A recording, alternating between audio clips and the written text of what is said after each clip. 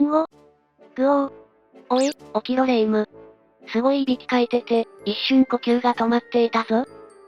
何よマリサー。寝ぼけてる場合じゃないですよレ夢ムさん。確かに最近いびきがうるさいって言われることが増えたような。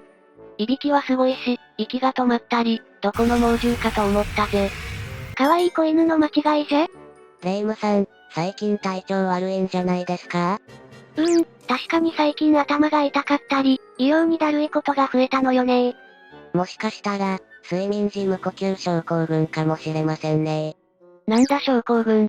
ただの二日酔いじゃないのか？失礼ね、二日酔いになるほど飲んだくれてないわよ。睡眠時無呼吸症候群とは、睡眠中に無呼吸状態が繰り返される、睡眠障害ですよ。ちょっと息が止まるくらいなら、別に大したことないんじゃないか？そんなことありません。この状態のまま放置してしまうと、痛い目を見ますよ。どうなっちゃうの？放置すると、重大な健康問題を引き起こすリスクがあるんです。ちょっとキメイマルー、その話、もっと詳しく教えてくれだぜ。はい、わかりました。今回は睡眠時無呼吸症候群について、ベローナ大学などの研究結果をもとに、ゆっくり解説していきますね。自宅でできる睡眠時無呼吸症候群のセルフチェックや、治療方法についてもお話しするので、ぜひ今回の動画を参考にしてみてください。大切な人にもこの動画をシェアして、健康の輪を広げよう。それじゃあ今日も、ゆっくり食道回転。まずは、睡眠時無呼吸症候群の主な症状について説明していきますね。お願いしまーす。代表的な症状としては、いびきや無呼吸発作があります。それはレ夢ムにも起きていた症状だな。また、睡眠が十分に取れていないので、昼間の眠気や朝の頭痛、注意力の散漫、イライラや性格の変化といった症状などもありますよ。かなりいろんな症状があるのね。睡眠時無呼吸症候群の診断は、まず日中にどれだけの眠気があるのかを、評価していきます。私はいつも眠くて仕方ないぜ。どれだけでも寝れるぞ。マリサはただの寝不足じゃない。でも、マリサみたいに眠たいって言えば、寝不足の人はみんな睡眠時無呼吸症候群って診断されてしまうんじゃない？そうならないために、エプワース眠気尺度問診票というものが使われることがあるんです。なんだその凄そうな問診票の名前は。この問診票は生活する中で、どんな状況になると眠ってしまうのかを、数字で答えてもらうものなんです。一つの項目を0から3点とし、その合計点で日中の眠気を評価しますよ。この結果が高かったら、睡眠時無呼吸症候群の可能性があるって診断されるのね。結果によってさらなる検査、治療の必要性を判断できます。他にも、アプノモニターと言われる簡易検査や、ポリソムノグラフィーと言われる、精密検査もありますよ。うわぁ、なんだか難しそうだぜ。簡易検査は外来でできるのに対して、精密検査は入院する必要があります。精密検査では、どんな症状があれば睡眠時無呼吸症候群って診断されるの？いい質問ですね。診断の際には睡眠中の呼吸停止や、呼吸が浅くなる状態が頻繁に起こるかを確認します。特に1時間に5回以上、このような呼吸の問題が確認される場合、睡眠時無呼吸症候群と診断する基準になります。レ夢ムがさっき寝てた時は、余裕で1時間に5回以上呼吸が止まっていたぜ。やばいじゃん。私はマリサが教えてくれたから、無呼吸症候群の可能性に気がつけたけど、自宅でチェックする方法ってあるの？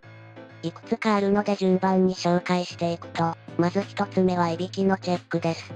マリサさんが教えてあげたみたいに、いびきや呼吸が止まっていることを、教えてもらう方法ですね。レ夢ム、ちゃんと感謝しろよ。そう言われると感謝したくなくなるわね。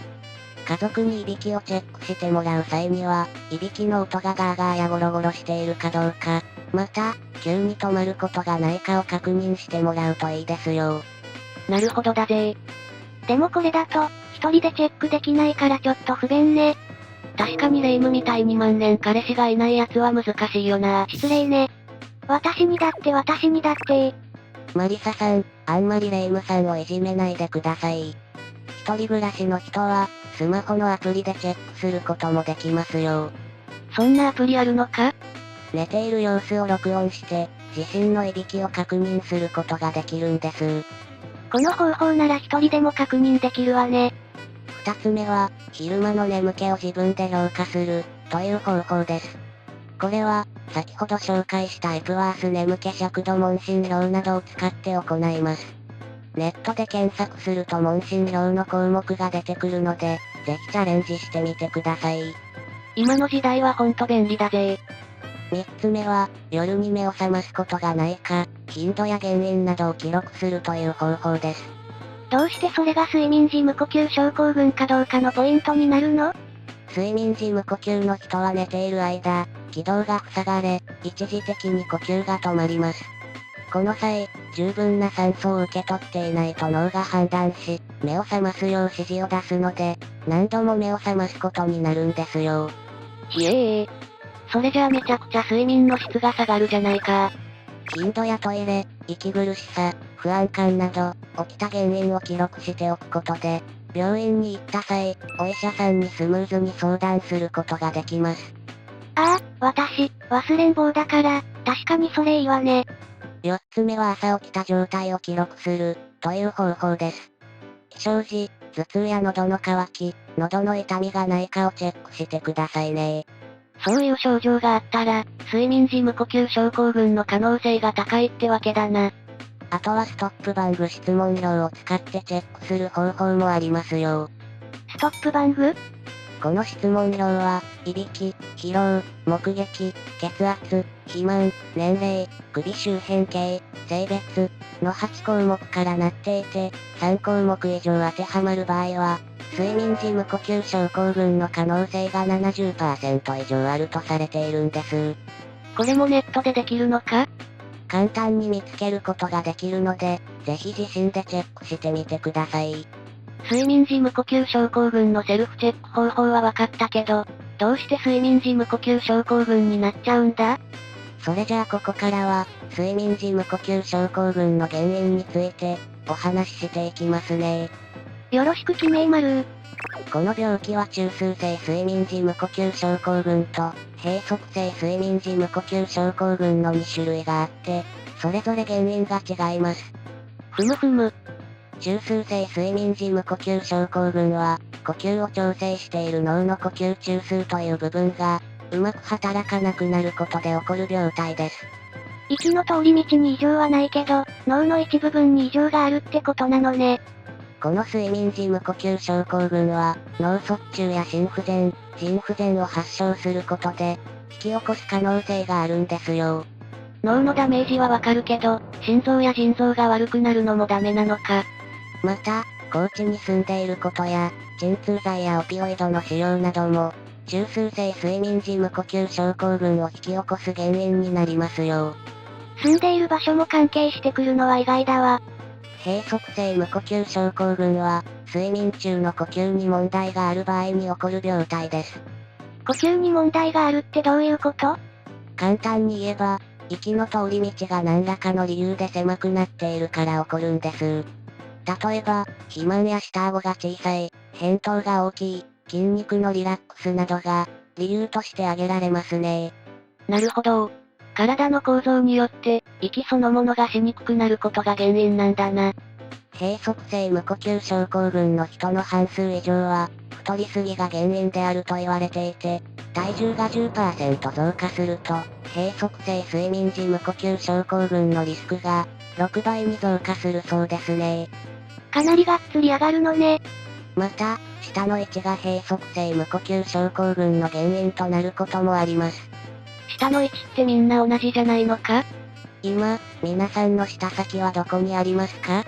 私は口を閉じた時に、舌が前歯の裏側についてるわね。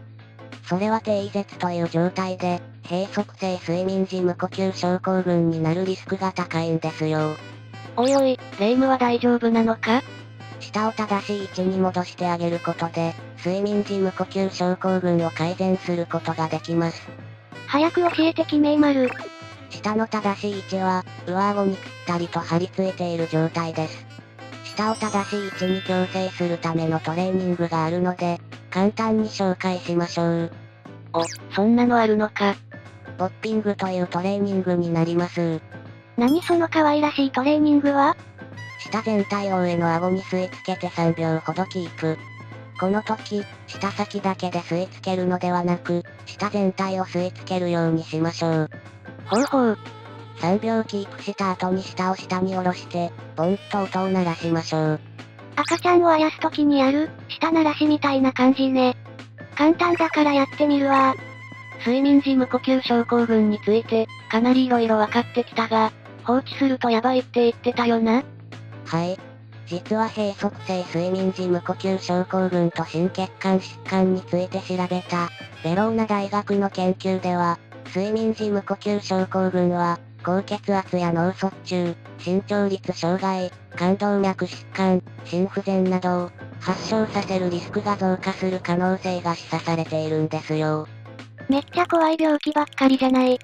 それに昼間の眠気と疲労、認知機能の低下、気分障害、交通事故のリスク増加など、生活の質の低下にもつながるんですよ。やばいぜやばいぜ。だからそのまま放置せずに、改善することがとても大事なんです。それじゃあ睡眠時無呼吸症候群の改善方法をいくつか紹介していきますね。お願いしまーす。睡眠時無呼吸症候群の改善方法、まず一つ目は、ヨガです。ヨガが睡眠時無呼吸症候群の改善に役立つなんて意外すぎるぜ。さっき、閉塞性睡眠時無呼吸症候群の原因の説明の際に、息の通り道が狭くなることを挙げていましたが、ヨガをすることによって、呼吸器系を司る筋肉の強化、気道の圧力の改善につながり、この状態の症状を軽減できるんです。ヨガってそういう効果があったんだ。ヨガが効くって言っても、ヨガってたくさんの種類があるだろ？どんなヨガが効果的なんだ？うじゃい呼吸はどうですか？うじゃい呼吸ってどうやるのかしら？うじゃい呼吸は胸式呼吸の一つで、鼻から息を吸い、鼻から吐くだけです。ポイントとしては、喉の奥を狭め、シューッと、擦れるような音を出しながら息を吐き出しましょう。寝息の音みたいな感じになるぜ。それが正解ですよ。あとは、猫のポーズ、キャット&カウもおすすめです。それはどうやるの？まず四つん這いになって、手首は肩の真下に来るように、両膝は足の付け根の真下に来るようにしてください。これで合ってるか？次に鼻から息を吸って、吐きながら背骨を丸めていきます。その後、息をゆっくり吸いながら背骨を反らせていくというヨガなんです。マリサ上手よ。これを呼吸をしながら、5回から8回繰り返してくださいね。なんだかすごくリラックスしてきたぜ。私も家に帰ったらやってみるわ。なんでも三日坊主の霊夢がちゃんと続けられることを祈っているぜ。失礼ね、ちゃんと続けるわよ。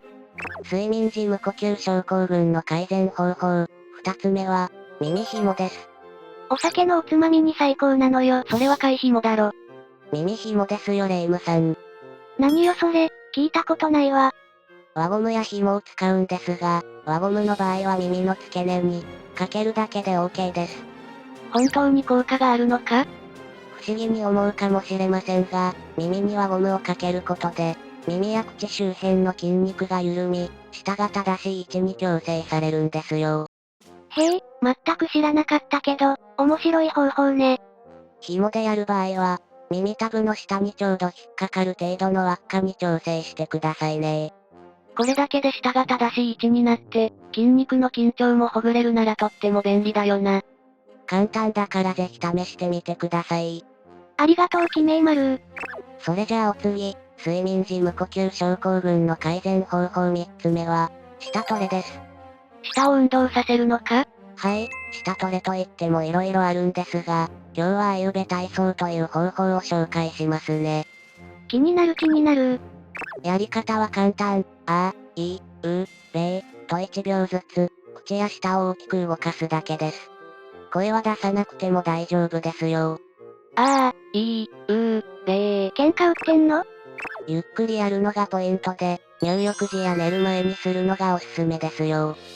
それじゃあお次、睡眠時無呼吸症候群の改善方法4つ目は、生活習慣の改善です。霊夢はこれが一番大事なんじゃないか？食べ過ぎで最近太ったみたいだし。何も言い返せないわ。健康的な食事や定期的な運動を行って、体重を管理することが大切になります。アリゾナ州立大学が行った研究では、睡眠時無呼吸症候群の患者さんに対し、運動が新たな治療法として効果があるかどうか調べた結果、睡眠時の呼吸停止回数や日中の眠気が減少し、体重にも改善が見られたんですよ。睡眠時無呼吸症候群の症状に、しっかり効果を示したのね。少しずつでもいいから、体を動かして症状を抑えるべきだぜ。今回の改善方法は、自宅でもできるような内容ばかりだったけど、実際に病院ではどんな治療をするのかしら？睡眠時無呼吸症候群の治療は、大きく分けて3つ、CPAP、口腔内装置の利用、手術による治療がありますよ。なんだか難しそうな治療ばっかりだぜ。それぞれ簡単に説明していくと、まず、CPAP は日本語で、持続揚圧呼吸療法と言います。これは機械で圧力をかけた空気を鼻から気道に送り込んで広げ、睡眠中の無呼吸を防止していくという治療です。寝ている時に機械をつけるってことは、ずっと入院しないといけないの？自宅で使えるものもあるので、そんなことはありませんよ。家でできるのか。でも機械をつけて寝るっていうのは、寝心地が悪そうだぜ。次は口腔内装置について。口腔内装置は CPAP ほどの治療効果はないんですが、取り扱いが簡単なので、今後の普及が期待されている治療方法なんです。取り扱いが簡単な方が、治療を開始しやすいものね。そして CPAP などの治療法が効かない場合や、体の構造上の問題が原因の場合は、手術治療が検討されます。どんなことをするんだ？扁桃腺とアデノイドの摘出や、舌の一部を切除する舌根縮小術、顎の骨を前方に移動させる、上顎前方移動術などがありますよ。どれも気道を広げるための手術ね。最後に、睡眠時無呼吸症候群の予防や、症状の軽減のため、日常生活で取り入れてほしい工夫について、軽くお話しさせてください。なんだ？皆さんにやってほしい工夫、それは睡眠環境の最適化です。最適化って何をしたらいいの？例えば、快適でしっかりとした、支持力のあるマットレスと枕を使うことは大切ですね。枕は首と頭をしっかり支えてくれて、息がスムーズに通るように、気道を開けてくれるのがポイントですよ。睡眠時無呼吸症候群の人向けの枕とか見たことあるぜ。また、この動画でも言っている通り、寝室の温度は涼しく保つようにすることや、睡眠前にはカフェインやアルコールを控えること、寝る前には、深呼吸や瞑想などの、リラクゼーション法を取り入れるなど、様々な取り組みがありますよ。どれも今日からできることだし、簡単だから私もやってみるわ。それじゃあ今回のまとめです。1、睡眠時無呼吸症候群の症状としては、このようなものがある。2、睡眠時無呼吸症候群の検査方法としては、このようなものがある。3、睡眠時無呼吸症候群のセルフチェック方法としては、このようなものがある。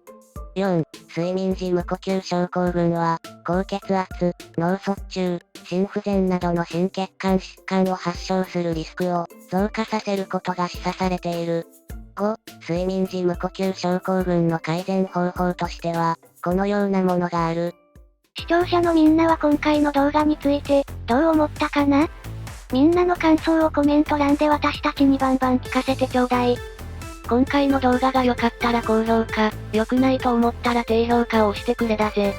まだまだ動画投稿が不定期ですので、私たちの動画を見逃さないよう、通知オンも忘れずにお願いいたします。